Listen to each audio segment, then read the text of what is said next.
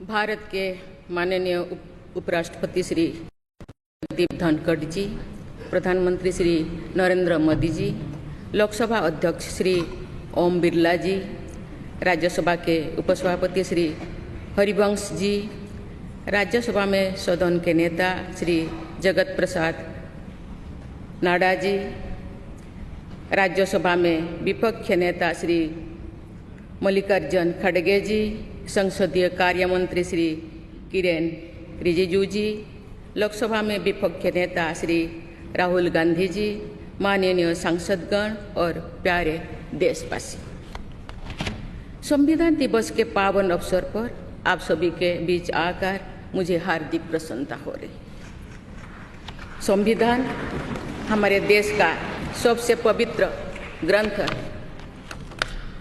आज हम सब एक ऐतिहासिक अवसर के भागीदार भी बन गए हैं और साक्षी भी। 75 वर्ष पहले संविधान सदन के इसी केंद्रीय कक्ष में आज ही के दिन संविधान सभा ने नवस्वाधीन देश के लिए संविधान निर्माण का बहुत बड़ा कार्य संपन्न किया था। उस दिन संविधान सभा के माध्यम से हम भारत के लोगों ने इस संविधान को अपनाया, अधिनियमित किया और आत्मार्पित किया था। हमारे संविधान हमारे लोकतांत्रिक गणतंत्र की सुदृढ़ आधारशिला है। हमारा संविधान हमारे सामूहिक और व्यक्तिगत स्वाभिमान को सुनिश्चित करता है। आज कृतज्ञ राष्ट्र की ओर से मैं संविधान सभा के सदस्यों और कर्मियों को श्रद्धांजलि अर्पित करती हूँ। ये देश का सौभाग्य है कि संविधान सभा के अध्यक्ष डॉक्टर राजेंद्र प्रसाद ने तथा प्रारूप समिति के अध्यक्ष डॉक्टर बाबा साहेब अम्बेडकर ने संविधान निर्माण की यात्रा का मार्गदर्शन किया। बाबा साहेब अम्बेडकर ने प्रगतिशील और समावेशी सोच की छाप हमारे संविधान पर अंकित किया है। संविधान सभा में बाबा साहेब के ऐतिहासिक संबंधों से ये तथ्य स्पष्ट होता है कि भारत लोकतंत्र की जननी है। अपने लोकतंत्र पर गौरव की इसी भावना के साथ आज हम सब इस विशेष अवसर पर एकत्र हुए। ये अवसर संविधान सभा की 15 महिला सदस्यों के योगदान को स्मरण करने का भी है। हमें उन अधिकारियों के अमूल्य योगदान को भी याद रखना चाहिए जिन्होंने नेपथ्य में रहकर काम किया। उनकी कार्यनिष्ठा ने संविधान निर्माण की प्रक्रिया को सुचारू रूप से आगे बढ़ाया। उनमें प्रमुख भूमिका श्री BN राव की थी, जो संविधान सभा के संवैधानिक सलाहकार थे। मैं संविधान सभा के सचिव श्री HBR अंगगर, संयुक्त सचिव श्री SN मुखर्जी और उप सचिव श्री जुगल किशोर खन्ना को भी उल्लेख करना चाहूँगी। माननीय सांसदगण, स्वतंत्रता के 75 वर्ष पूर्ण होने पर मैं सभी देशवासियों ने आज़ादी का अमृत महोत्सव मनाया। आगामी 26 जनवरी को हम अपने गणतंत्र की 75वें वर्षगांठ मनाएंगे। इस तरह के समारोह हमें अब तक की यात्रा का अवलोकन करने और आगे की यात्रा की बेहतर योजना बनाने के अवसर प्रदान करते हैं। ऐसे समारोह हमारी एकता को मजबूत बताने की तथा ये दर्शाते हैं कि राष्ट्रीय लक्ष्यों को प्राप्त करने के प्रयासों में हम सब एक साथ हैं। हमारे स्वाधीनता संग्राम के दौरान अनेक महान विभूतियों ने हमारे राष्ट्रीय आदर्शों को रेखांकित किया था। हमारी संविधान सभा में हमारे देश की विविधता को अभिव्यक्ति मिली थी। संविधान सभा में सभी प्रांतों और क्षेत्र के प्रतिनिधियों की उपस्थिति से अखिल भारतीय चेतना को शोर मिला था। संविधान सभा के वाद विवाद तथा सदस्यों के संबोधनों में हमें संविधान निर्माण की प्रक्रिया के साथ साथ अपने देश के बारे में गहरी जानकारी प्राप्त होती है। आज जिन पुस्तकों का विमोचन किया गया तथा जो शॉर्ट फिल्म्स दिखाई गई, उनमें लोगों को हमारे संविधान निर्माण के गौरवशाली इतिहास का परिचय प्राप्त होगा। एक अर्थ में भारत का संविधान कुछ महानतम मेधावी लोगों द्वारा लगभग 3 वर्षों के विचार विमर्श का परिणाम था, लेकिन सही अर्थ में ये हमारे लंबे स्वाधीनता संग्राम का परिणाम था। उस अतुलनीय राष्ट्रीय आंदोलन के आदर्शों को संविधान में अत्यंत महत्वपूर्ण स्थान दिया गया। उन आदर्शों को सुस्पष्ट और संक्षिप्त रूप से संविधान की प्रस्तावना में व्यक्त किया गया है। ये आदर्श है न्याय, स्वतंत्रता, समता और बंधुता। ये आदर्श सदियों से भारत को परिभाषित करते हैं। संविधान की प्रस्तावना में उल्लिखित आदर्श एक दूसरे के पूरक है। समग्र रूप से ये सभी आदर्श ऐसा वातावरण उपलब्ध कराते हैं जिसमें हम नागरिक को फूलते फलते समाज में योगदान देने तथा साथी नागरिकों की मदद करने का अवसर मिलता है। माननीय संसदगण, संविधान की भावना के अनुसार कार्यपालिका, विधायिका और न्यायपालिका का ये दायित्व है कि वे सामान्य लोगों के जीवन को सुगम बनाने के लिए मिलजुल कर काम करें। संसद द्वारा पारित किए गए अनेक अधिनियमों से जन आकांक्षाओं को अभिव्यक्ति मिली है। देश के आर्थिक एकीकरण के लिए स्वतंत्रता के बाद का सबसे बड़ा टैक्स सुधार गुड्स एंड सर्विसेज टैक्स को के रूप में किया गया है। वर्ष 2018 में राष्ट्रीय पिछड़ा बल्क आयोग को संवैधानिक दर्जा प्रदान किया गया है। वुमेन लेड डेवलपमेंट की सोच को यथार्थ रूप देना सामाजिक न्याय के संवैधानिक आदर्शों को प्राप्त करने के लिए अनिवार्य है। नारी शक्ति बंधन अधिनियम द्वारा हमारे लोकतंत्र में महिला सशक्तिकरण के एक नए युग की शुरुआत की गई है। दंड के स्थान पर न्याय तथा अपराध के स्थान पर सुरक्षा की भावना पर आधारित भारतीय न्याय संहिता, भारतीय नागरिक सुरक्षा संहिता और भारतीय साक्ष्य अधिनियम को पारित करके सांसदों ने आधुनिक सोच को अपनाने का प्रभावशाली परिचय दिया है।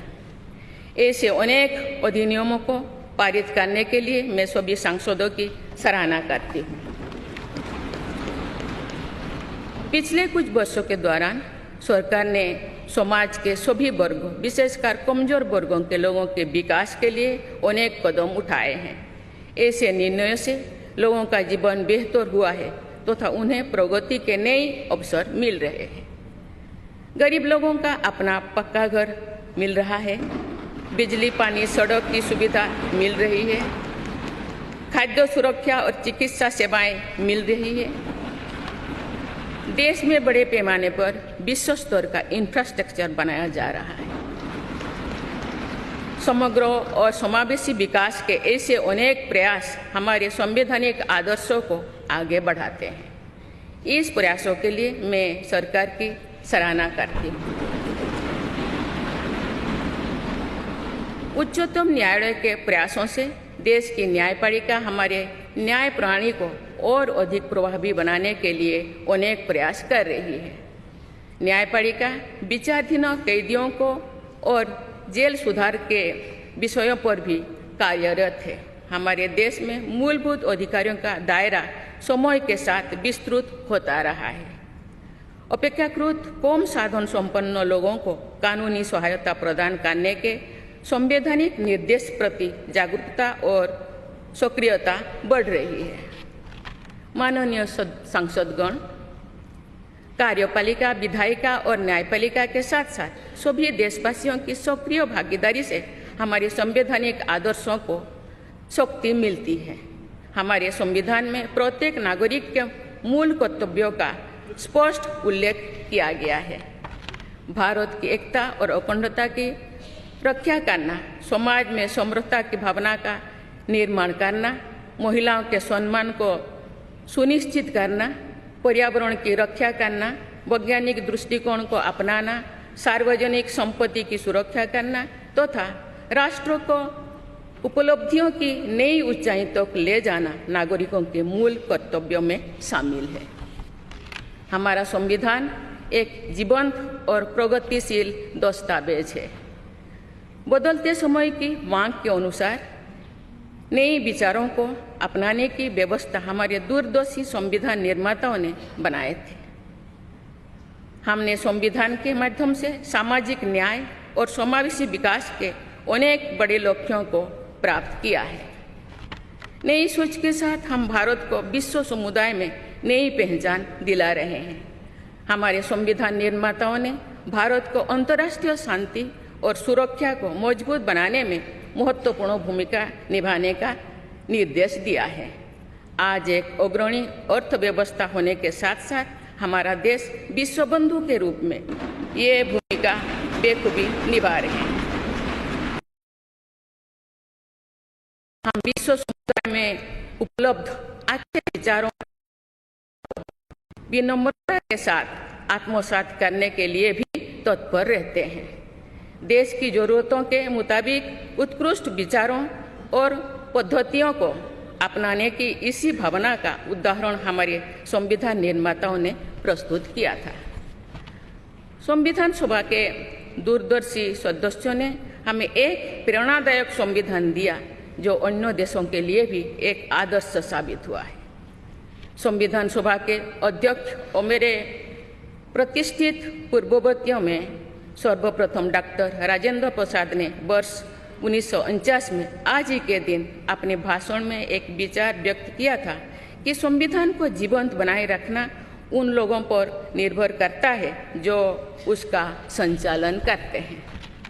उन्होंने ये भी कहा था कि कई चीज़ें जो संविधान में नहीं लिखी जा सकती उनका संचालन परंपराओं के आधार पर किया जाता है।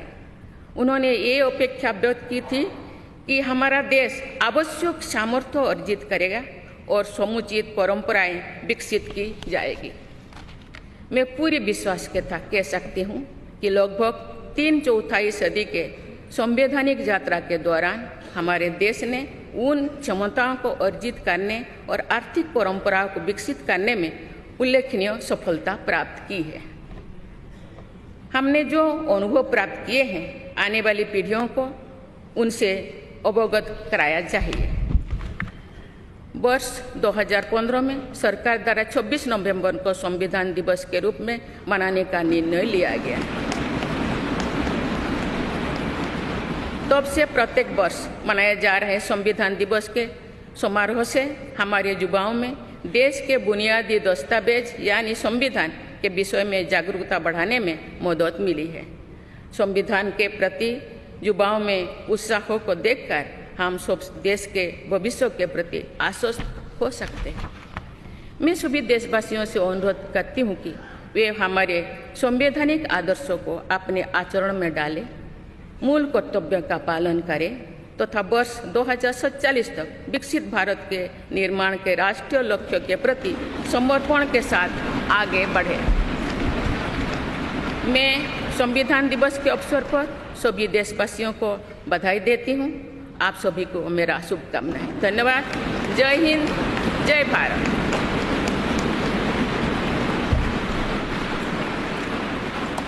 माननीय राष्ट्रपति जी, बहुत बहुत धन्यवाद।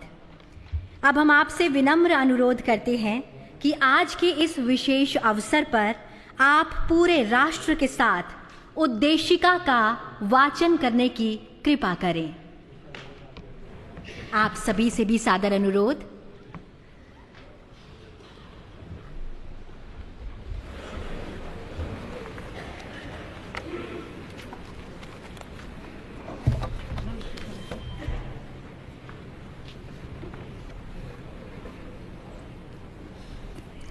हम भारत के लोग भारत को एक संपूर्ण प्रभुत्व संपन्न समाजवादी पंथ निरीक्षण लोकतांत्रिक गणराज्य बनाने के लिए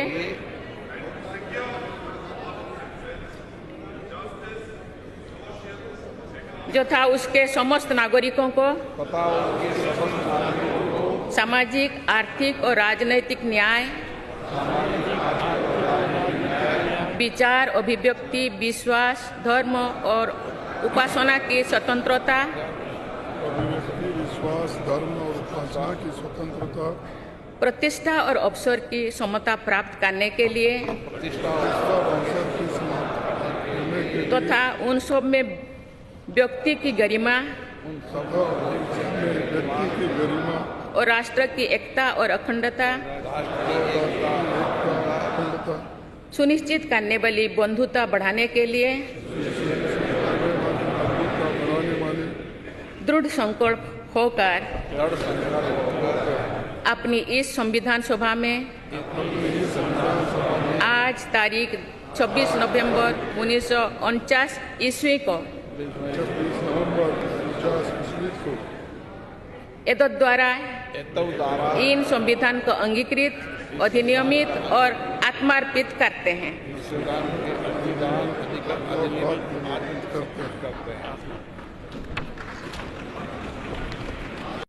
और अब राष्ट्रगान।